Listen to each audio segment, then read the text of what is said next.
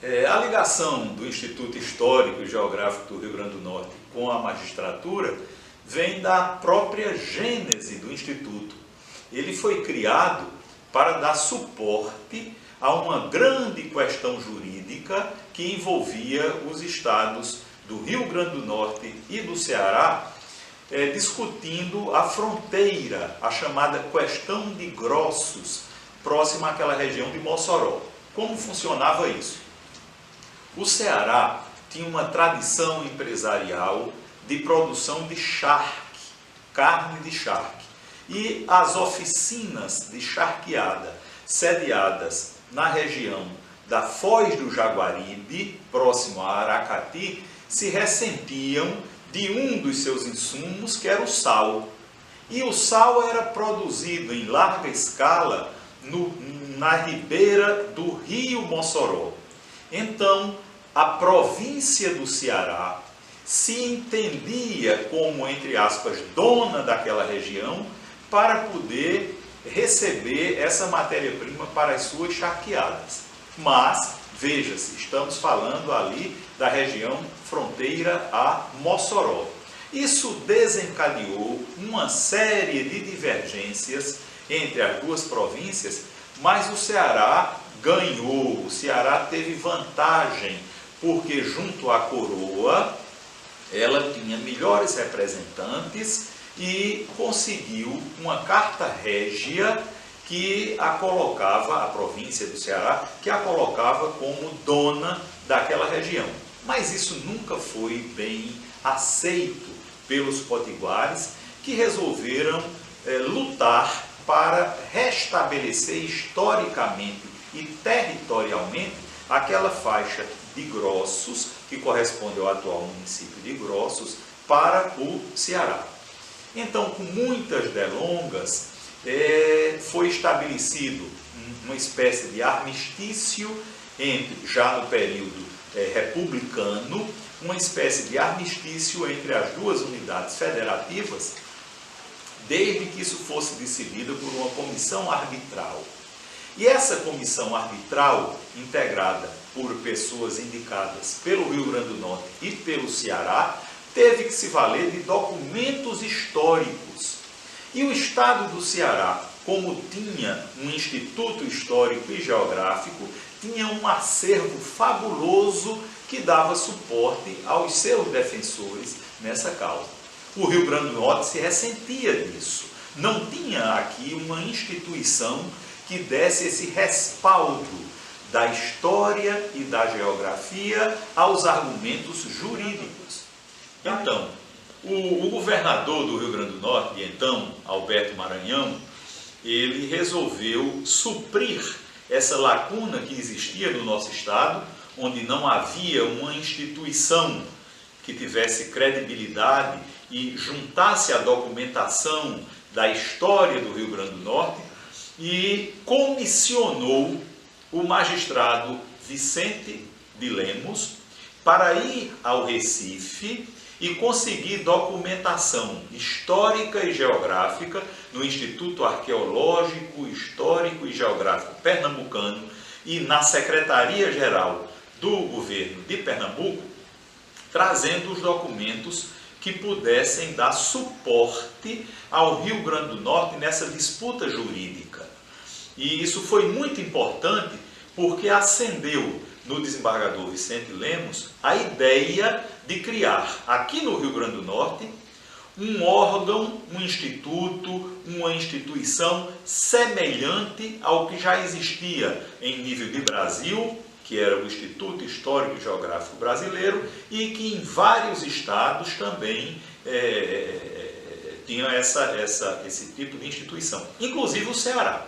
Então, o Ceará estava ganhando, digamos assim, essa disputa em razão do largo suporte de documentos que tinham, obviamente, documentos que contavam a história que favoreceria ao Ceará nessa disputa pela faixa territorial de Grossos.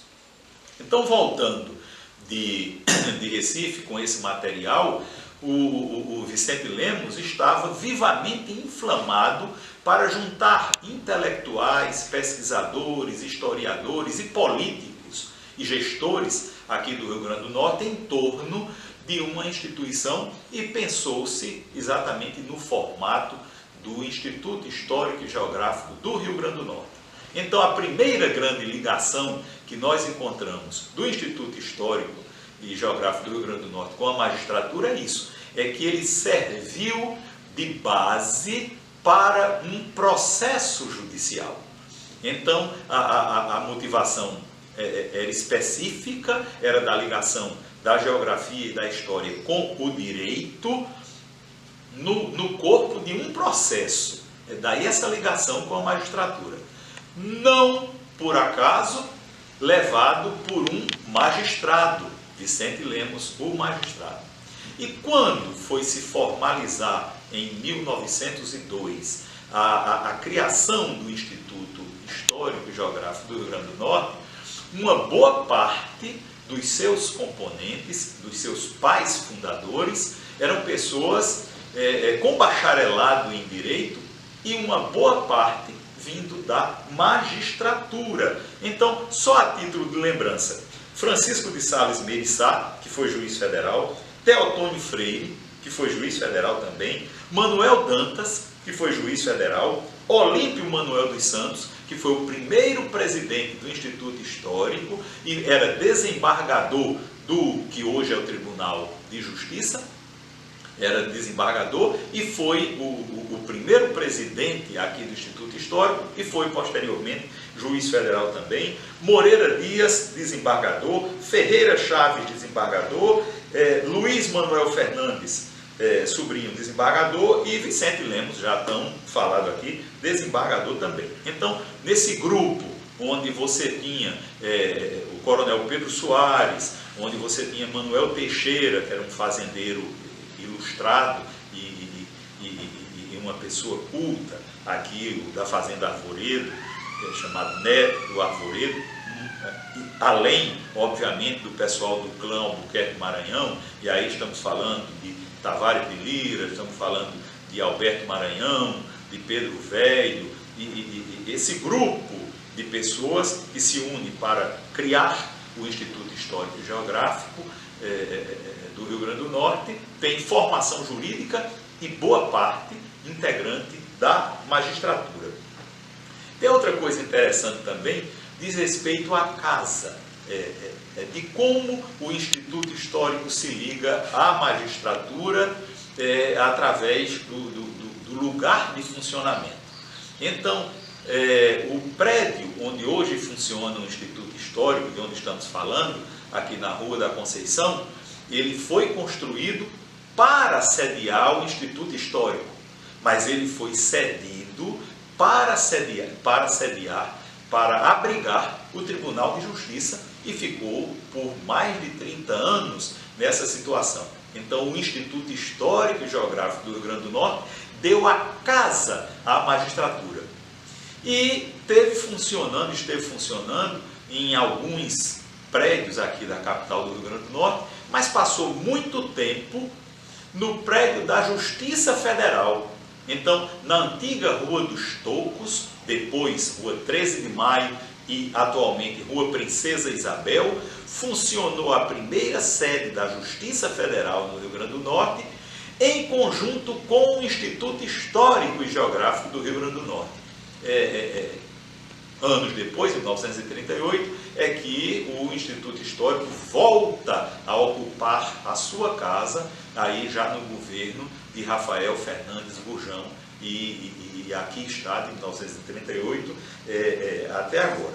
Outra coisa interessante, o nosso Instituto Histórico, ele tem um número esquálido, um número reduzido de presidentes, talvez em razão do professor, do doutor Enélio Petrovic ter passado muitos anos na presidência do Instituto Histórico, é que nós tivemos somente 11 presidentes. Desses 11 presidentes, 4 eram magistrados. Então, Olímpio Vital, Vicente Lemos, Dionísio Filgueira e Emetério Fernandes presidiram o nosso Instituto Histórico e eram magistrados.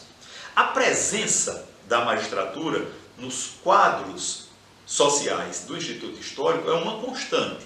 Então, tanto como sócio fundador, como sócio benemérito, como sócio efetivo, nós temos muitas pessoas aqui participando.